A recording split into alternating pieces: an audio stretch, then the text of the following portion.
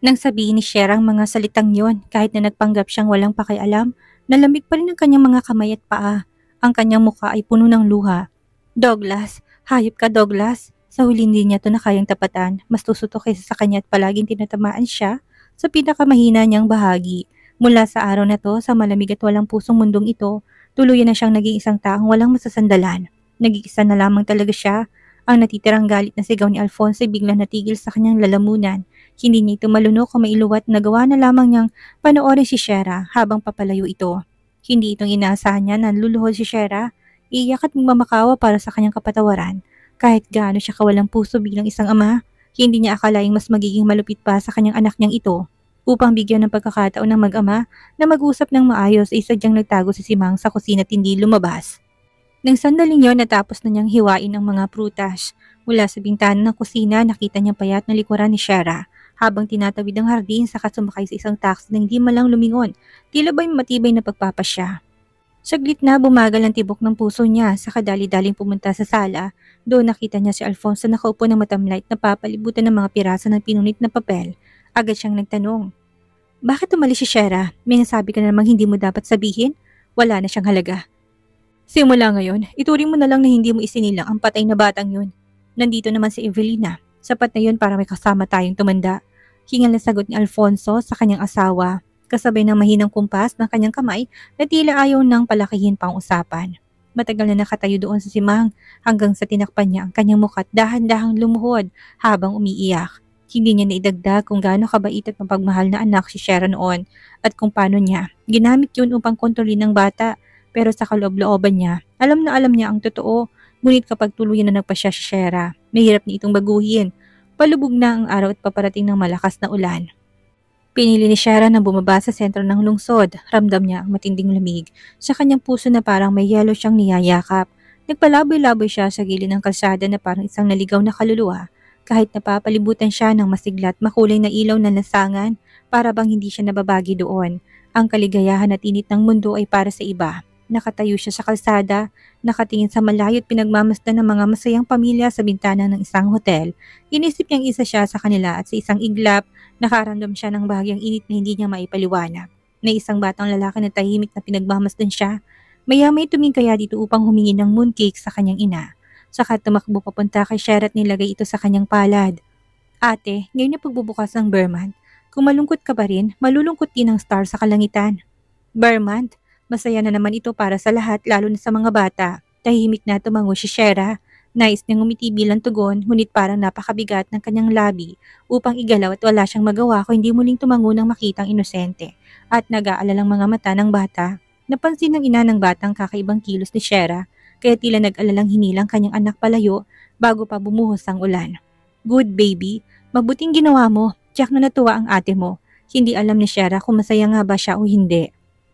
Nakatayo siya sa kalsada at tumingala sa langit.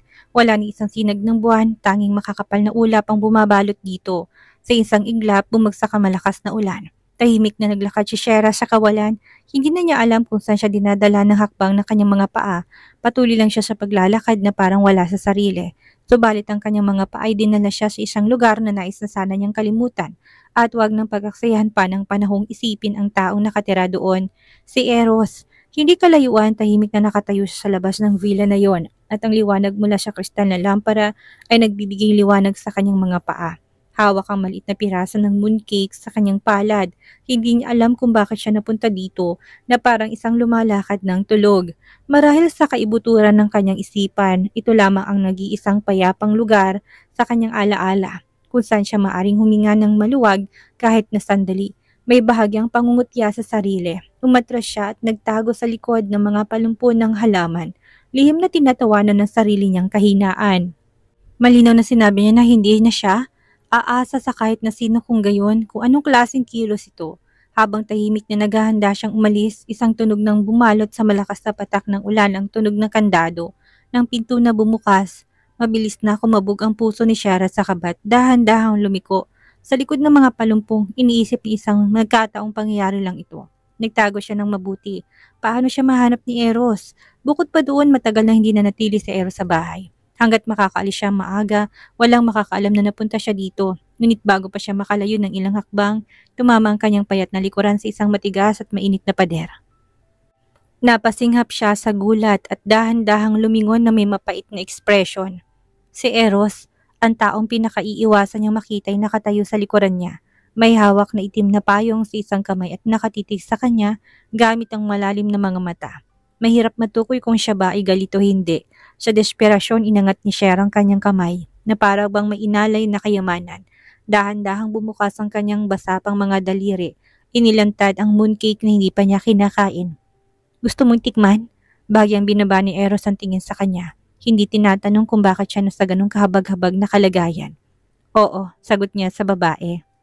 Tahimik na bumuntong hininga si Shera at sumunod sa kanya ng nakayuko. Hindi akalain ni Shera na babalik siya sa lugar na ito sa loob ng ilang buwan at sa ganito pang katawa-tawang itsura. Pagpasok sa tuyo't mainit na silid, agad niyang naramdaman ng hindi komportabling pakiramdam na kanyang basyang kasuotan. Maputla ang kanyang muka. Habang mahigpit na hinawakan ng basang dulo ng kanyang damit, nilibot niyang tingin sa paligid bago nagsalita. Tito, nagdala lang ako ng mooncake. Naghihintay sa akin si Lola sa bahay. Aalis na ako. Bahagyang kumislap ang madilim na mga mata ni Eros habang nakatitig sa kanya na may kakaibang tingin. Nakasandal ito ng elegante sa pintuan. Ang matangkad at payat niyang pangangatawan ay tila harang sa kanyang daan. Hindi niya pinansin ang halatang kasinungalingan ni Shera, pero wala rin siyang balak na hayaan itong umalis at nagsimulang bumilis ang tibok ng puso ni Shera at kumati ang kanyang lalamunan. Matapos mabasa sa ulan, mabilis siyang ubot sinubukang magpaliwanag na may tuyong tinig. Hindi ko sinadyang pumunta dito, ako lang. Walang mapuntahan, hindi niya maituloy iyon. Alam ko. Bahagyang ngumiti ang gwapong lalaki at sa isang iglap tinapos itong hindi niya natapos na pangungusap. Tinitigan siya nito mula ulo hanggang paa bago marahang sinabi, "Hintay ka lang, kukuha ko ng damit para sa'yo." Hindi na kailangan. Naguluhan si Cher at matigas na tumanggi. Aalis na ako. Kung ikukumpara sa bagyong naghihintay sa labas, ang init at presensya ni Eros sa silid ay tila masyadong kaakit-akit pero hindi niya kayang lokohin ang sarili. Saglit na natahimik si Eros bago lumitaw ang isang bahagyang ngiti sa kanyang labi. Tsaka ang kanyang totoo nang sabihin niya, "Shera, natatakot ka sa akin." Namutlang daliri ni Shera na mahigpit na nakahawak sa seradura ng pinto. Tahimik niyang binaba ang tingin sa basa niyang manggas at hindi niya nagawang sagutin ang tanong. Kahit na ano pa man ang dahilan ni Eros nung simula siya pa rin ang naging kaligtasan ni Shera. Nung panahong iyon, kakalabas pa lang niya ng bilangguan at tila hindi na siya nababagi sa mundong nasa labas. Ang natitirang pag-asa niyang kumapit sa buhay ay unti-unting nauwi sa kawalan. Nalilito siyang napadpad muli sa pamilya Bustamante. Hindi isang pagmamalabis kung tawagin, yun ang pinakamadilim na yugto ng kanyang buhay. Kung hindi siya piniling lapitan ni Eros, malamang nawala na siyang tapang na ipagpatuloy pang kanyang buhay. Hanggang ngayon ito ang naging sandalan niya dahil dito hindi na malayang pagbabago ng kanyang damdamin para dito mula sa simpleng pasasalamat. Ngunit nakalimutan niyang malaki ang agwat sa pagitan ng kanilang pagkatao at estado sa buhay at ang tanging kahinatnan nito ay ang kanyang sariling kahihiyan. Dahil hindi niya mapigilan ang kanyang damdamin, ang tanging magagawa niya ay umiwas. Tito, kung itinuturing mo ako na mas nakakatanda sa'yo, hindi mo naman siguro hayaan na mag-isa akong maghahaponan ngayon.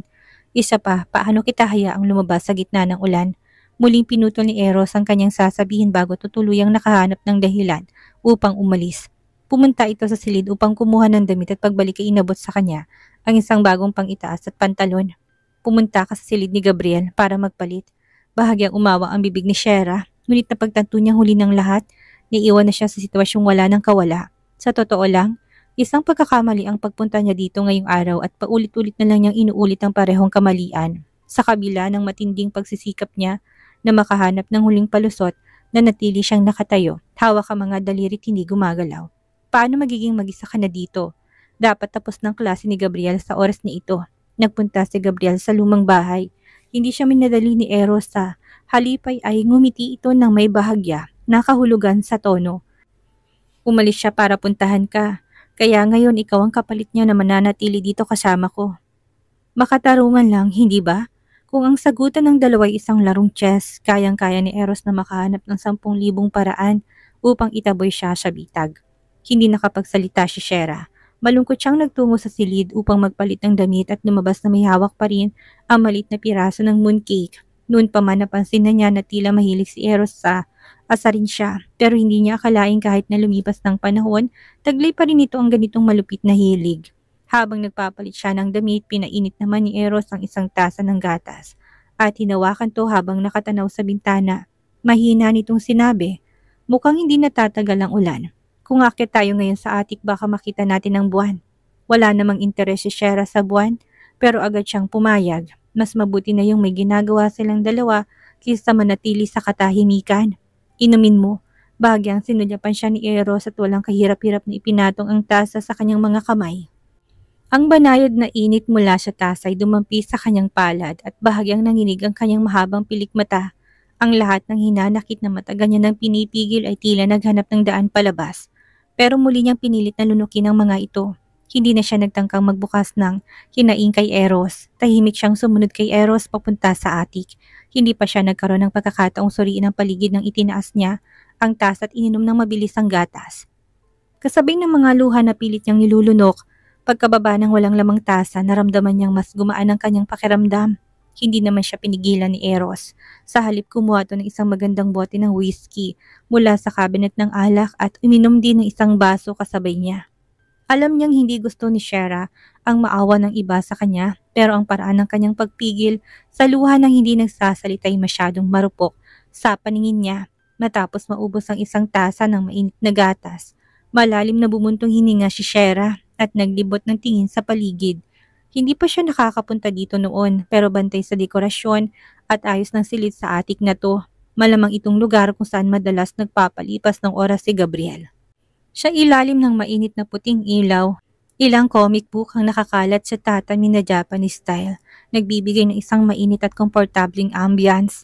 Sa isang sulok nakatayong isang mamahaling telescope na pang-astronomy. Ang buong atik ay gawa sa salamin sa isang pagod na gabi, sapat ng paghiga dito upang masdan ang langit na puno ng mga bituin. Sa kasamaang palad, malakas ang ulan sa labas. May kasamang kulog at tunog ng patak ng ulan na tumatama sa salamin at nagmumula sa lahat ng direksyon. Lalong nagparamdam ng kalungkutan. Ang pinakamasama, masayang pinaglaruan ni Eros ng baso ng alak at wala siyang balak na magsimulang magsalita. Habang lumulubog ang oras sa katahimikan, palihim na sumulyab si Shera sa kanya ng ilang beses. Hanggang sa wakas napilitan siyang kunin ang maliit na mooncake. Nilagay ito sa mesa at tinulak papunta kay Eros. Tito, para sa'yo. Sa sandaling yun napagtanto niya kung gaano kasama ang kanyang palusot sa pagbibigay ng mooncake, kaya naman nawalan siya ng kumpiyansa habang nagsasalita. Tinignan ni Eros ang gusot na balot ng mooncake, ngunit tinabot pa rin ito at binuksan at hinati sa dalawa at binalik ang kalahati sa kanya. Subukan mo rin. Kumurap siya at may pag-alinlangan niyang pinisil ang natitirang kalahati nito, at dalawang daliri niya tatakot na makain niya ito ng buo kaya dahan-dahan siyang kumagat. Pineapple feeling sa tapat niya matapos tikman ito. Bahagyang tinaas ng lalaki ang kili at seryosong sinabi, hindi ako mahilig sa matamis. Oh, halos mabilaukan siya, mabilis na sumulyap sa lalaki at biglang nagkaroon ng idea. Kung ganun uuwi na ako ngayon at ipapadala ko na lang bukas ang mooncake na gusto mo. Yung hindi matamis. Total nakakain na sila ng mooncake, hindi rin tila ang ulan agad. Kailangan na niyang umiwas. Nahiya na siya sa kanyang sitwasyon at matalim na pinanood ni Eros si Shera. May bahagyang ngiti sa magnintikong tinig ay mas lalo naging kaakit-akit sa ilalim ng tunog ng ulan. Tuwing nakikita mo ko, gusto mo kaagad tumakas. Hindi, paano naman mangyayari yon? Napipilitang ngumiti si Shera habang iniiwas ang tingin kay Eros. Halatang hindi mapakali. Bakit naman kita tatakasan? Hindi niya mahulaan kung bakit gustong pigilan ni Eros ang pag-alis niya. Diretsang tinanong siya nito, bakit akong pinili mo para sa meeting kaninang hapon? Pinapahirapan ka ba ni Douglas dahil dito? Kung hindi, paano siya mapupunta sa harapan niya sa ganitong kalunos-lunos na estado? Hindi, bahagyang nanginig ang mga daliri ni Shera dahil siya kaba. Pero nang makabawi, kalmado niyang sinagot. Nagkaroon lang ako ng tampuhan sa pamilya ko. Kaya hindi magandang pakiramdam ko. Wala talaga akong balak na pumunta dito. Nang marinig niyang muling giniit ni Shera ang bagay na yun, napagtanto ni Eros sa sinasadya nitong panatilihin ang distansya sa kanya. Bahagyang lumalim ang ngiti sa kanyang labit may halong kahulugan. Ano naman ang pinagkaiba kung sinadya mo hindi? Siyempre may pinagkaiba. Tinitigan siya ng lalaki ng matindi na parang may gustong basahin sa kanyang mga mata. Bigla siyang namulat may halong pag-alangan sa kanyang sagot. Basta hindi ko to sinadya. Kaya naman pala siguro kagustuhan ng tadhana na makita kita sa monitor. Napangiti si Eros at may bahagyang ningning sa kanyang mga mata. Halos isang oras ang biyahe mula dito papunta sa lumang bahay. Kung hindi niya napansin, naglakad ka pa uwi na mag-isa. Doon lang napagtanto ni Shera kung gaano na siya kalayo sa kanyang nilakad ng hindi namalayan. Palihim na pinagsisihan niyang kanyang hindi namalayang pagkadismaya. Habang nilalarong kanyang mga daliri ang mga guhit sa tatami, napatawa na lang siya ng awkward. Pinagmasdan ni Eros ang kanyang reaksyon at sa huli nagpa siya na lang nabitawan ng usapan. Marahil iniisip niyang naiinip si Shera. Matapos ang sandaling pag-iisip, bigla siyang nagtanong, "Shera, gusto mo bang maglaro?" "Ha?" Sa sandaling lumabas sa mga salitang yon sa bibig ni Eros, pakiramdam niya parang hindi bagay sa isang katulad nito ang ganong pag-aaya. "Huwag mo akong tingnan ng ganyan. Nakapag-kolehiyo rin naman ako." Ngumiti si Eros na may malambing na tingin. Binunot ang isang botones mula sa kanyang damit at nilagay ito sa ilalim ng isang dalawang hindi malinaw na baso ng alak sa mesa. "Isang minuto, kung mahulaan mo kung aling basong nakatagong botones, maaari kang magtanong sa akin ng kahit na ano. Pero kung mali ka, ako naman na magtatanong sa'yo." Biglang naakit ang atensyon ni Shera sa laro't may ingat niyang pinagmasdan ang dalawang baso. "Ano mang tanong?" Sa ilalim ng malamyang liwanag, gumiti si Eros ng kaakit-akit na para bang isang matalinong mangangaso na nakikitang nahulog ang isang inosenteng kuneho sa kanyang bitag. Siyempre kahit na ano, para kay Shera napakagandang pagkakataon ito dahil kahit na anong lihim niya, wala yung halaga kumpara sa misteryo ng lalaking nasa harapan niya na halos wala siyang alam tungkol dito. Tinitigan niyang dalawang baso, may 50% tsansa siya. Nagpapagsyahan niyang sumugal. Tumango siya. Tinaas ang kamay at pinihit ng maliit ng hourglass sa tabi niya. "Sinimulan na natin." Halos kasabay ng kanyang pasalita, nawala ng bakas ang botones mula sa mga daliri ni Eros. Napalaki ang mga mata ni Shera. Paminsan-minsan narinig niya ang mahinat bagyang tunog ng botones na tumatama sa loob ng baso. Ngunit sa ingay na lumabas, halos hindi marinig. Sa tabi niya nagniningning ang maliit maselang hourglass. Ilang minutong mabilis na lumipas, huminto si Eros. Ayon sa usapan at tinapik ang ilalim ng isang baso gamit ang kanyang mahaba at mapanuksong daliri. "Sa tingin ko, nasa kanan." Tumitig siya kay Shera. Tamad ngunit may halong lambing ang kanyang tinig. "Ikaw, anong palagay mo?" Nakatutok ang tingin ni Shera sa kaliwa pero matapos marinig ang sinabi ni Eros, palihim siyang sumulyap sa kanan. Napagtanto niyang nagsimula na siyang mag-alinlangan. Bigla niyang gustong umiyak pero wala nang luhang lalabas. Sa loob-loob niya, galit siyang nagreklamo. "Sabi mo pwedeng hulaan na kahit na ano. Pero legal ba talagang gumamit ng psychological tactics nang walang pahintulot?" Ngumiti lang si Eros at hindi nagsalita. Pinagmamasdan siyang mabuti habang pilit niyang iniisip ang tamang sagot. Habang tumatagal, lalong lumalalim ang ngiti sa kanyang mga mata. Ilang minuto pang lumipas bago biglang pinakampas ni Shera ang mesa. Sa wakas, nagdesisyon. "Kaliwa, pinipili kong kaliwa." "Talaga? Hindi mo ba pipiliin ang kanan?" Malamlam na napangiti si Eros at napabuntong hininga. Tila ba labis na nangihinayang para sa kanya. "Hindi pa kita niloko." Kahit kailan, bahagyang nanginig ang puso ni Shera, ngunit pinanatili niyang kalmadong kanyang tinig.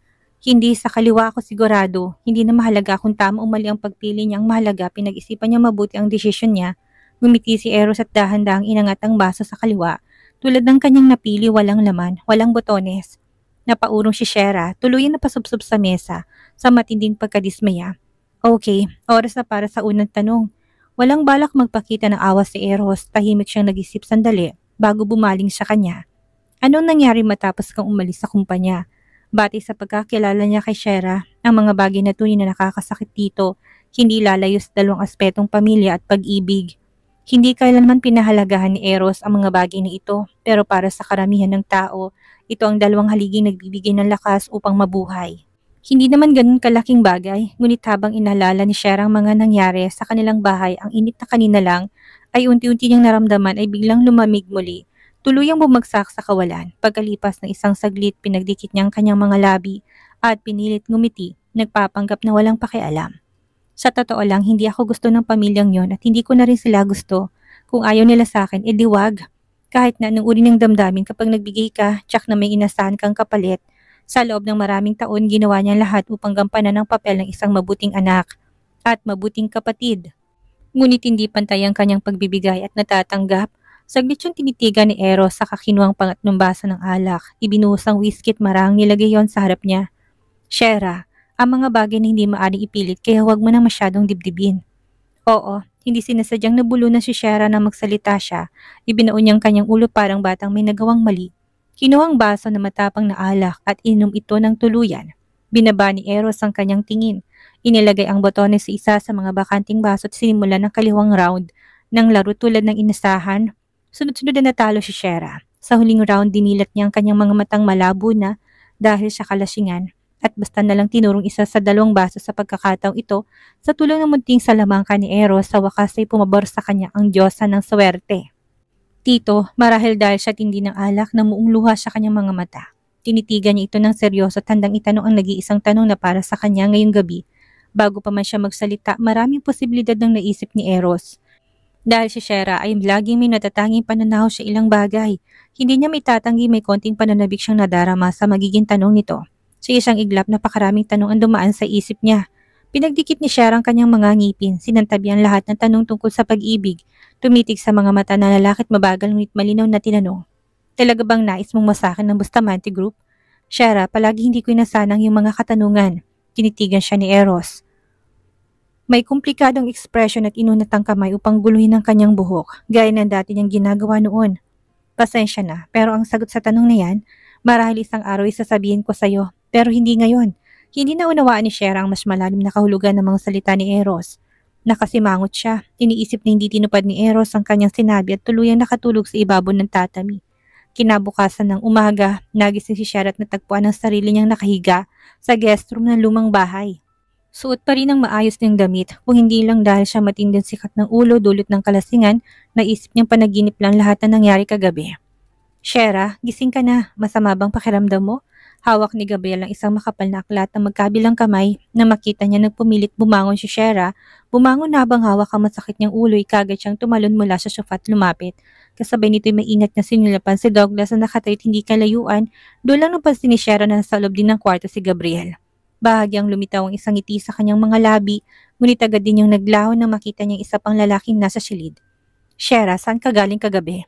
Binaba ni Douglas ang kanyang notebook at matalim siyang tinitigan, baka sa mga mata nitong pinipigil ang galit. Iwinaksi ni Shera ang tingin niya. Hindi mo lang ininda ang sinabi ng lalaki. Bakas pa rin sa kanyang isipan ang lahat ng nangyari kahapon.